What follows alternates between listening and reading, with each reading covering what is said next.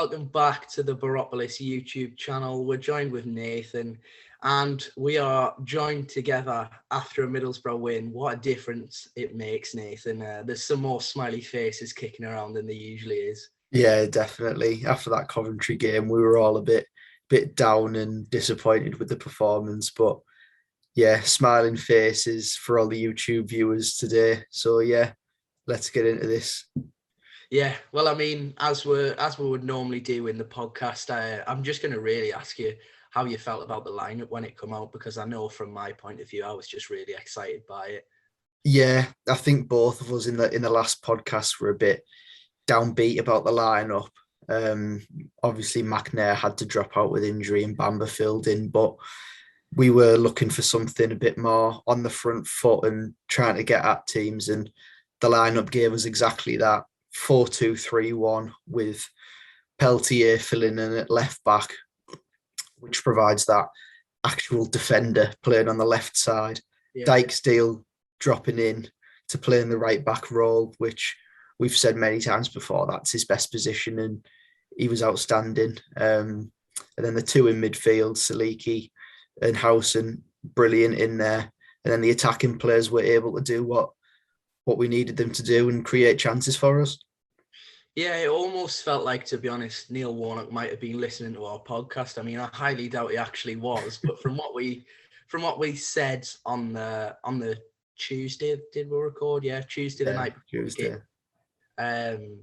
Yeah, we got what we wanted. At least Farrar started, Saliki started, went back to the back four and took the game to Forest. I think that was the major difference. We went there with the confidence, we spoke about it, that Coventry had really, and sort of said, well, we're going to do what we do, you can do what you do, but, you know, we think we're better than you, and obviously that proved to be the case. In terms of the first half, I mean, it was, I wouldn't say one-sided, but I think we probably had the better of it up until the goal, really. And then it was a great tackle by Dijksteel, who we mentioned in the last podcast, and an even better pass from Marcus Tavernier, who we'll talk about a little bit just because of Twitter this week. It's been quite funny seeing some of the opinions after you crazily called him overrated. But yeah, it was his pass through to Sparrow, one touch, and then took the net off really and slid straight into the corner. Yeah, it was a great goal, Nathan.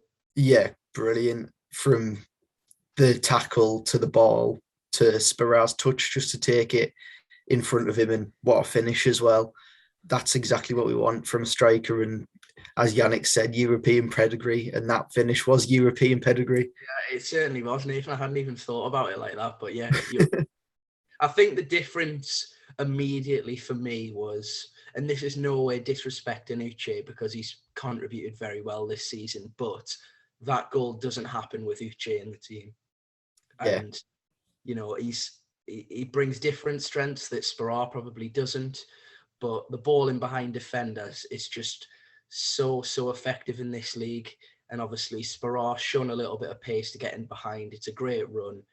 Even better pass by Tavernier, and obviously he makes no mistakes. It's just, to be honest, I can't remember the last time, and this seems ridiculous, that we actually just played a ball in behind a defender and just scored, just like that. Yeah, I mean, we've struggled in recent years, of course, with strikers to finish chances like that. And I think in recent years, that chance gets blazed over the bar with the strikers that we've had.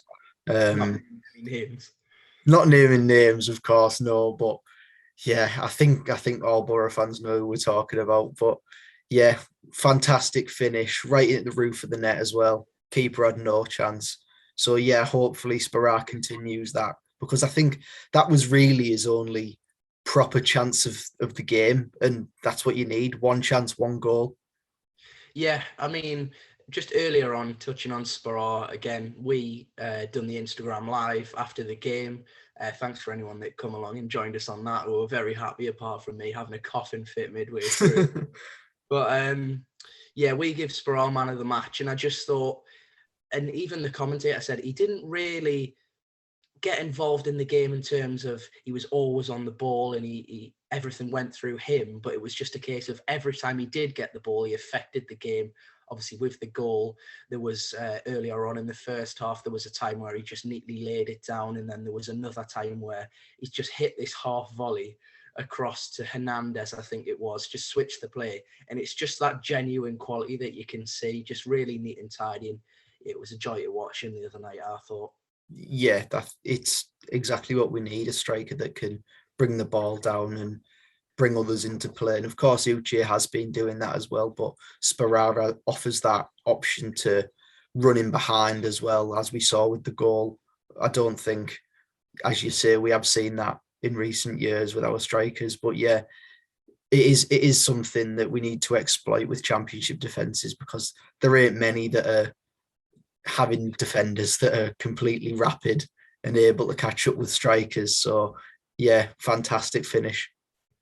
Yeah, and moving into the second half, it was there was a few scares. I mean, there was that one just before halftime. I've skipped over that a little bit, but I think it was Joe Worrell. The ball bounced down, and I think it ended up going for a corner. I might be wrong there. Yeah, it was in the But in the first half that I think yeah, Worrell's chance. just before halftime, and I think he should have scored really, but we got lucky on that occasion. And that's, to be honest, the only real chance where I thought you should score there that I'm just I remember. I'm just remembering one. Zinkernagel had come in off the left hand side, sorry, onto his right foot and struck one low for Lumley. And Yeah, Graben had followed it up, but he was offside. But Lumley pulled off a fantastic double save for that. yeah. Obviously, Graben was offside there, but Worrell again probably should have scored. But yeah, moving into the second half, it was a similar tie to the first half. Really, we had probably the better of it, I want to say, without sounding too biased. It was, I mean, you couldn't have been too aggrieved if Forest had have got the equaliser. But then again, I don't think it was really against the run of play that we got the second. Obviously, it was later on in the second half. But before we go on to Hernandez's goal, just a few performances that I want to pick out. Siliki in midfield, it was his first start, and he's got a lot of praise this week. I know he did.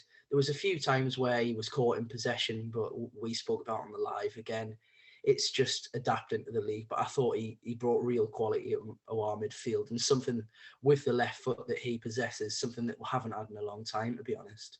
Yeah, I think he's certainly got some very good passing range about him. We saw at Coventry the other day, I remember him pinging out to Tavernier on the left hand side, a fantastic half volley.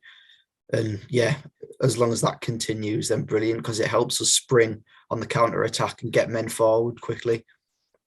Yeah, as you say, the counter attack was really useful for us against Forest, and there was a few times Hernandez got down that left and delivered balls that didn't quite get the touch. Obviously, we saw the video of Hernandez getting at the byline, and I think he went for a shot, to be honest, rather than pull it back to Sperrar. And Sperrar was not happy at all. I think that's the best way of putting it. He let out a bit of a scream that he wasn't happy. But yeah, Hernandez again. It was his second start, and I thought he just added what we've been needing really for a long time now. Obviously, Jones did drop out, and Jones is very direct. I mean, the prospect of having potentially both of them in the team is very exciting, but I think it will be one or the other, because obviously they both play off the left. But for me, Hernandez just looked that slight bit more quality that we have been missing, and obviously he did have his impact in the game later on. Yeah, I think Jones will come even better with the experience that Hernandez has over him. But Hernandez is so good at linking the play, really. I think playing neat 1-2s with the other attacking players around him. And yeah, getting to that byline, putting crosses in the box, having shots. We need that. We need shots and chances on target to obviously create goals and create more chances for us. Yeah, and obviously the second goal in the game did come through. I mean, what can only be described as terrible, terrible goalkeeping. I think in the Instagram live, we we're talking about Bryce Samba and the fact he'd been dropped, and obviously a few people were calling him Pompidom hands, but I think Pompidom feet would be better fitted for the goalkeeper that Forest played tonight. Yeah, it was his loose touch that Hernandez chased down, and credit to Hernandez for actually going for that second ball. Obviously, we've spoke about it a little bit here, but strikers and forwards of the past, not naming any names again, probably wouldn't have tried to chase the ball down, and obviously he got his rewards for chasing it down, nicked the ball off the keeper, passed it into an empty net, and I mean, what followed was, I tweeted, iconic. There's so many superlatives you could use to describe his celebration, but let's just talk about the celebration, Nathan. Yeah, his first goal in 18 months. It came up saying the other day. Fantastic for him. I think he's struggled with injuries in the past years, where Chris Reeve had said that he's not really used to being so injury prone. He's just had a few medium to long term injuries that are quite unfortunate, really, because he was fantastic for Norwich. But if the injuries didn't happen, he probably wouldn't be here, would he? So very true, very true. So yeah, we'll take it. And yeah, fantastic celebration as well, whipping his shirt off and throwing it in the crowd.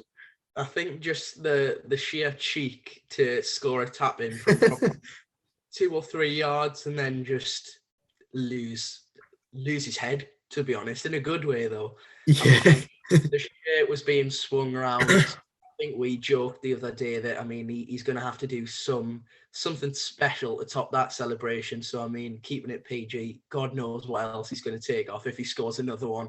Who knows? I'd seen on Hernandez's Instagram yesterday. Of course, he's got a Norwich City canary tattoo on his arm, and Kenny McLean, who plays for Norwich, commented below it, "Boro tattoo incoming" or something like that. But I think that was the story that Chris had said. Hernandez, you know, he gets that up for games. He pulled off some pretty weird spanking celebration against Man United. Yeah, I remember seeing it. So, I mean, he's obviously got the canary tattoo as well, and that was because of promotion with Norwich. So, I mean, if he gets that Middlesbrough badge on the other arm, then it's been a pretty good season, I suppose. But yeah, the scenes in the away end, and credit to that away following again, absolutely terrific. It was just fantastic to see him jump in the crowd, and everyone just, it was just a big pile-on really, but it was fantastic. Yeah, I'd seen a fantastic photo on Twitter after the game from the away end, actually, of the players all in front of that away end, all the fans jumping down the stand, absolute carnage in the away end for a tap in as well, but we'll take it. Unbelievable. But do you know what I loved? I was watching the highlights back yesterday, and because obviously the ball gets nicked off the Forest goalkeeper, they almost got 2 celebrations, because they know once he's nicked the ball off the keeper, it's going to be a goal. And then when it does hit the net, there's just an absolute, they just go into raptures, don't they? Fair play for anyone travelling down midweek. I know the ticket prices were okay, but I mean, after Saturday and Coventry, it takes a real dedicated fan to travel down. Fair play, you got your rewards for it. 1,500 of them. Fantastic support, and they were so loud on the Sky Sports coverage as well. Fantastic away support again. Yeah, fantastic away support, and I don't want to call it a fantastic performance, because I think that would probably be overselling it, but a good performance, and really a performance that we needed, with, as we'll say, chances, that bit of intensity that I think we've been missing the last few games. And obviously the 3 points are the most important thing, and that's what we got. We saw Neil Warnock fist bumping after the game, fists in the air, and yeah, it was very much needed. I think that's a key word, to be honest. Had we have come away with even a point from the City ground, I think it would have been very underwhelming, to be honest. Yeah, I think we were all looking to go there and put things right from Saturday. So 3 points, both new lads on the score sheet, and a clean sheet as well for a defence that looked to be lacking a bit of confidence on Saturday. So yeah, and I've just got down here as well. Hall and Fry were so much better in the 2. I think they just both look so much more comfortable, and I don't know why, but I think we do look more comfortable in a 4 than a 5. Yeah, no, I'd agree. I think, I mean, we spoke about it in the podcast, but back when Bola's injured, it seems to be like the next best option is playing Isaiah Jones as a wing back, which he's obviously not. Yeah, He's a winger, isn't he? And it leaves us open, but because of the fact when we play a 4, it allows Peltier to play there and just really to defend. I don't think anyone was expecting Peltier to get up the pitch and, make crosses, have shots, and yeah. plays the second coming of Trent Alexander-Arnold. I mean, he did his job, and we even joked that Brennan Johnson, he'd had interest from the Premier League, but did he really do anything? Yeah, I've got down here as well. Peltier, good shift coming in at left back there.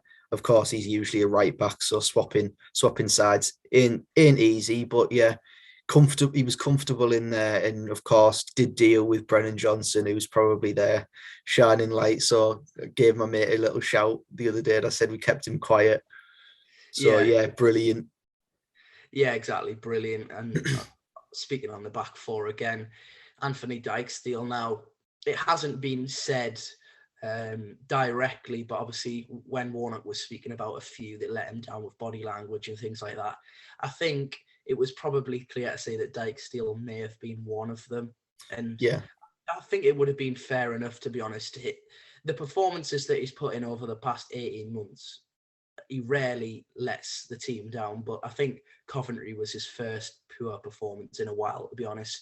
But he was back to his best, I thought, against Forest, and obviously it was his tackle that started the move for the first goal. And just, I think that back 4 suits him so much better because it takes away the attacking responsibility. Now, of course, his passing is one of his strengths, I think. I mean, he can link play, but it doesn't mean he has to get as forward, and it takes that little bit of pressure that just allows him to defend and stop any attackers going past him and just causing us problems, really.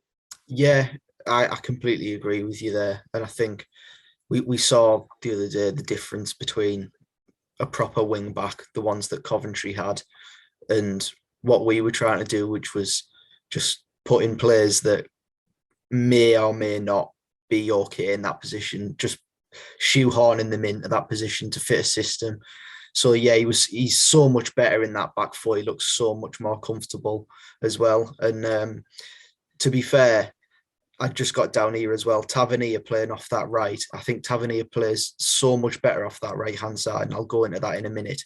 But Tavernier does drop in and help him with the defensive duties as well. So I think that is so important to keeping other teams under wraps on that right hand side for us. So yeah, both of them two down that right hand side are a fantastic partnership, I think. Yeah, I think they complement each other really well, as you're saying. And obviously this week it has been sort of a bit of a hot topic on Twitter. I don't want to say definitely, but potentially because of your comment on the unpopular opinion tweet saying that he is overrated by Middlesbrough fans. And I think just again, we cleared it up in the podcast, but by no means is this, and I don't want to speak for Nathan, but by no means is this Nathan saying Marcus Tavernier is not good or a very good player. Just he's slightly overrated. You know what Middlesbrough fans are like. We like to jump on players and think Yeah, something of Messi, but it doesn't mean we don't think he's a very good player. It just means could he potentially contribute more goals and assists? of course, yeah. I'll speak here just on a few different things about I think Tavernier. it's best you do, to be It's just honest. best to do clear my name a little bit because I feel like I'm getting shot at from all angles for some unknown reason. But yeah, so I just meant by him being overrated is he don't contribute all that much when it comes to goals and assists. So I looked at his figures from last season and he played 29 games and contributed with 3 goals and 4 assists, which for an attacking midfielder isn't like the best, of course. But I do want to take into consideration the strike striking options, and I know that's shooting them down, but they're not here anymore. So yeah, I say I've got down here Tavernier off the right hand side. Now, of course, we've spoken about him being in the 10. Being in the 10 means you need to be on the half turn and looking to link play a lot. But I think off that right hand side, he could be such an integral player for us because of him being able to have more time on the ball, more time to pick passes. And he's very good coming off that right hand side at knocking a ball into the striker and darting in behind or darting on the inside and looking to receive the ball back and either put a cross into the box or get a shot off.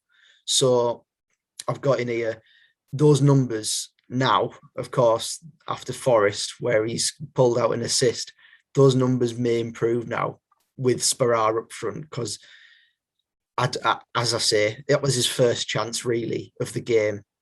That was his only chance really Yeah, of the game. his first and only chance, and he puts it away. So if that continues, and of course we'll see Sparrar in the weeks to come, and just how clinical he may or may not be. So hopefully he does continue that conversion rate, and Tavernier's numbers will, of course, get bolstered with that. So yeah, there you go, Tavernier. Hopefully, I'm not hoping that he doesn't perform for us. I really hope he does, and I really hope that he continues these numbers and trying to get them up because that's his first assist of the season now. So hopefully that's got him up and running, and hopefully he fires a goal in on Saturday. Yeah, of course. And I mean, we saw the stats during the week as well, and I think Tavernier, as well as his attacking contributions, I think he won the ball back the most out of any player in the game. And as we were saying, that relationship that he has on the right with Dijksteel is almost, I don't want to say perfect because nothing's ever perfect, but I mean, it's a partnership almost that you just don't want to interrupt. And I think the balance of having Dijksteel sit that little bit deeper and just sort of defend, and also Tavernier getting back, it's brilliant to see because we have attackers that are willing to get past players and put crosses in. But it's also so important if you are playing a 4 for wingers to get back and help the fullbacks out. And he does that very well. Just another point I actually want to make as well, because of the fact that Tavernier does play off the right, it allows Matt Crooks to play as a 10. And we spoke about Crooks not really being a sort of stereotypical number 8 centre midfielder. I think he is a 10 and someone that is going to play off a striker. And Warnock's been saying this week, praising him, saying without Crooks, I think you give him his man of the match, to be honest. Without Crooks, Sparrar wouldn't have been able to make the runs in behind. And I think going forward, that front 4 of Hernandez from the left, Tavernier from the right, Crooks as the 10, and then Sparrar is something that I really just want to see form an even better partnership or partnership. Partnership's a 2, isn't it? I'm trying to think. To be fair, I do kind of agree with the partnership there. But I know you didn't mean to say it, but he does play almost like a partner for Sparrar because he pulls out the centre back and makes a lot that pulling out of the centre back allows Sparrar to make the run in behind, and of course, Crooks in that number 10 role with his stature helps physically, of course, but he does like to get in behind a lot as well, does Crooks. I think he likes to run beyond the striker. But yeah, I think we've spoken about him with his ability on the floor, and he is so good technically, I think. And he is very good at linking the play as well. So we have got a lot of good attacking options now, and hopefully that front 4, of Hernandez, possibly Jones, Tavernier, Crooks, and Sparrar or Uche. Hopefully, all those interchange and get about a bit, and it'll help create the space a lot more, I think.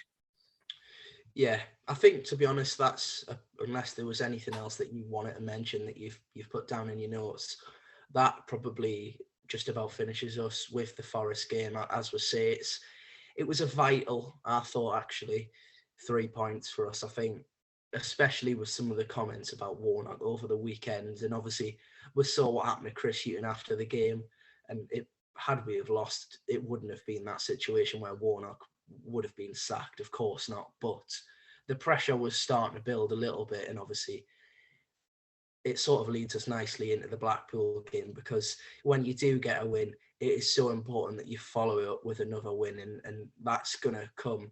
The chance is going to come from Blackpool at the Riverside on Saturday. So going on to the task that Blackpool are going to give us, obviously there's a few players that are picked out, one of which being Josh Bowler.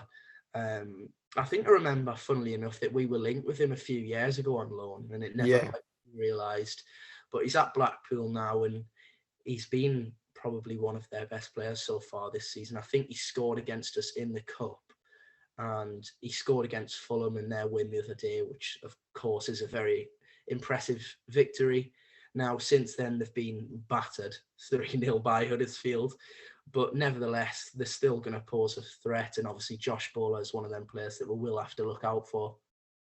Yeah, and I was listening to Neil Warnock's press conference from earlier on, and he did say that despite them being what looks like comfortably battered in the week by Huddersfield, isn't it? But sorry, you go ahead. But it doesn't sound like that was the case, actually. Yeah, he said Ronnie Jepson was there on a scouting mission to see what Blackpool were like, and Ronnie Jepson said there should have been 2-0 up at half-time, Blackpool. So I've just got here, there's no easy games in the Championship, and while it does look like Blackpool have been dismantled there, it was all in a 15-minute spell. So, but these things can happen, unfortunately, and there will be a stern test for us. But going back to Bowler, I've got down, he scored a very good solo goal in the last weekend against Fulham.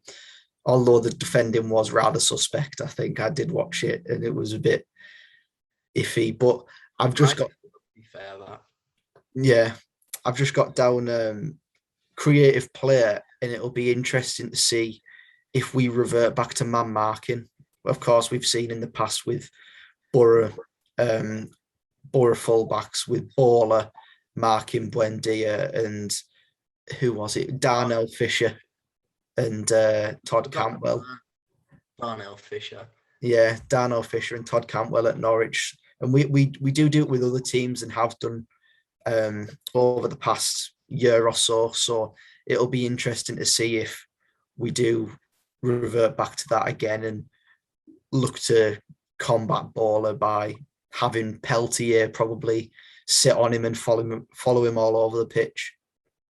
Yeah, obviously there is Bowler, who is obviously a winger and an attacking threat.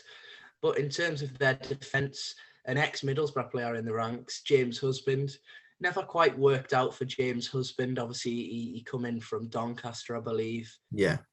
Was, I think, almost seen as a potential replacement for George Friend eventually, but George Friend at that time was such an asset to us, and obviously he never departed, so he just never really got his chance. And I seem to remember that game against Hull in the Premier League where Husband had been out in the cold and then just come in for a random start. And there wasn't an awful lot of me remembering James Husband in a Middlesbrough shirt, partly because he never really got a chance, to be honest. But he's gone on, and I think he's playing as a centre-back now in their back five. Yeah. To be fair, I watched obviously a few Blackpool games this season and seen the playoff final last season, yeah. And he looks a solid defender. Changed his game almost from an attacking fullback to a bit of a no-nonsense centre-back, to be honest. Yeah, because I do remember that he was quite a up and down fullback, really, bombing on. But yeah, now in that left-sided centre-back role, which obviously could fill in at left-back, so he could be perfect for us. Maybe we go back in for him. Maybe he should have never left. He waited his turn, and then, yeah, he would have been playing for us probably on Saturday if he'd have just waited his turn. I think that would have been, a few years have gone by. I think maybe he might have got a little bit sick of not playing just to win Maybe. to play against Blackpool. But I mean, had he have not left, Blackpool may have not been in the league. It could have been a whole different story. Yeah, exactly. One man that also plays in defence of Blackpool. I'm already giggling at the thought of it because, I mean, with Middlesbrough and the relationship or rivalry, if you want to call it that, with Derby, we've had over the past probably 5 or so years. And the fact that we've always been there or thereabouts and Derby have. And one man that's always been key in them games is Richard Keogh. Now, obviously, there was the incident with Tom Lawrence and Mason Bennett. And obviously he did end up leaving Derby, went to Huddersfield, went to MK Dons, and now he's at Blackpool. Obviously, he is a part of that back three. And I mean, Nathan, I'm just going to let you talk about him because if I say he's a liability, he'll probably have the best game he's ever had in his life against us on Saturday. But yeah, Nathan. Well, I've got in my notes, which is kind of along the similar lines. I've just got Derby meme, 2 words, and renowned for mistakes. Yeah. I mean, the more pressure that we can put on Richard Keogh, and obviously he has aged since he was at Derby, you'd like to think that Sparrow will be hot on his heels and hopefully putting him under pressure. So that's certainly one area that at least both of us have identified, and I think everyone else in the league has as well. But somewhere that we should be looking to put pressure on because, he does have that mistake in him. Yeah, he does. And I've got down here that he'll be looking to step out from the back. He's always been one of the centre halves, whether he plays in a 2 or a 3, he's the one that steps out of defence with the ball and looks to play into midfield. So I think that's one to look out for as well, and possibly pressing high up the pitch.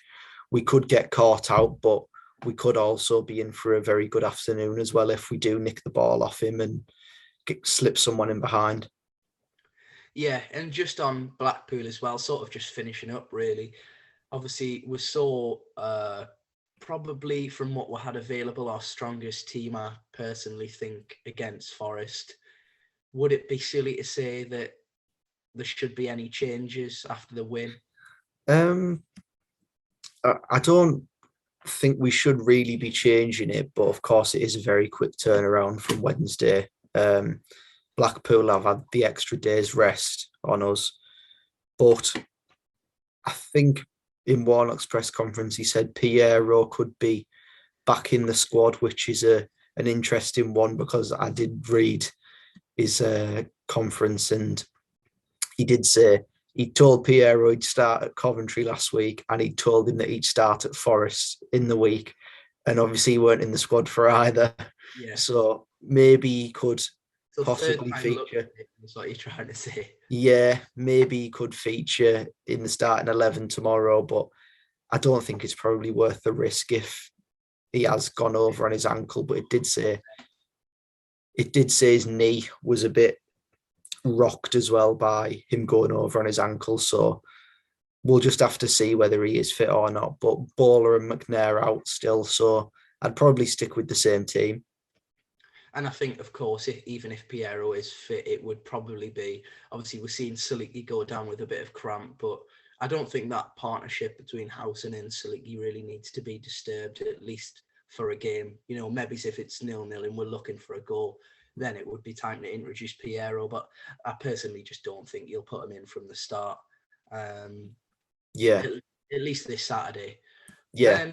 Just in terms of obviously the game and the result we'll be looking to win the game. We're at home. It feels like ages since we've played at home. I know it's probably because of the international break, but I feel like I haven't been at the Riverside for 18 months or something. Well, you've been there more recently than I have because I weren't even at the Blackburn games. It's been a month for me. Of course, you were at the Leeds Festival, weren't you? Yeah. So I've been ages. Yeah, well, even longer for you, exactly. So, yeah, you'll be looking forward to getting back in the stadium. Yeah. As mentioned in the podcast, anything that you are looking forward to from the game? Certain bit of food or? Do you know what? I might have a chicken balti pie. I had a good where was it? It weren't at Coventry. It was at Derby a few weeks ago. I had a fantastic meat and potato pie. But we'll look to change it up and have a chicken bolly because we didn't score at Derby, so we'll see.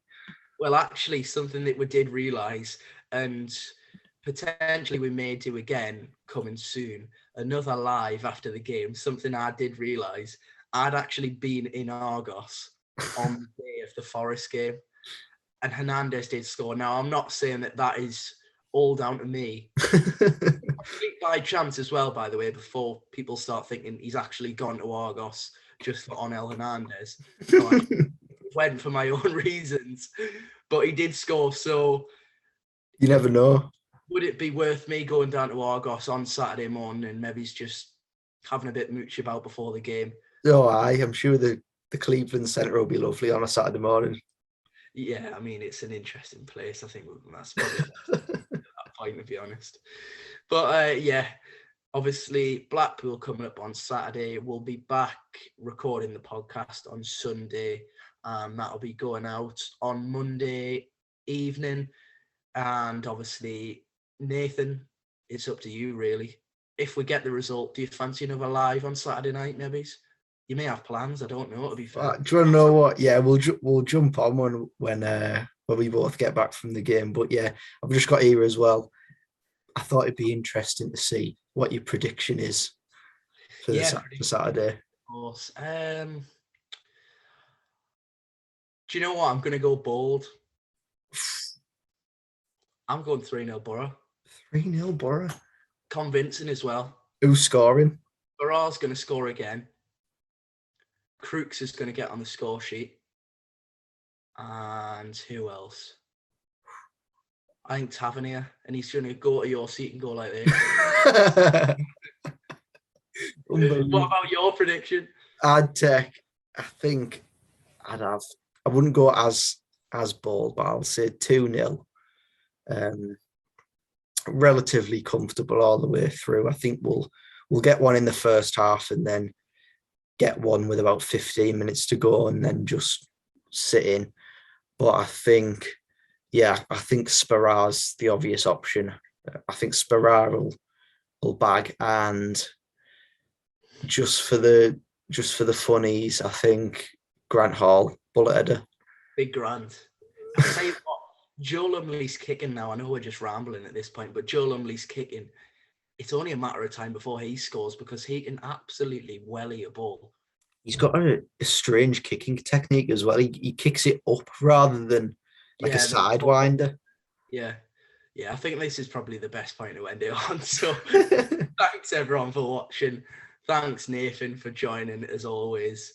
And yeah, we'll see you next week for the podcast and eventually live on Saturday as well on Instagram. Make sure you follow the Instagram. Yeah. Thanks again, and we'll see you again soon for another video on the Boropolis podcast YouTube channel.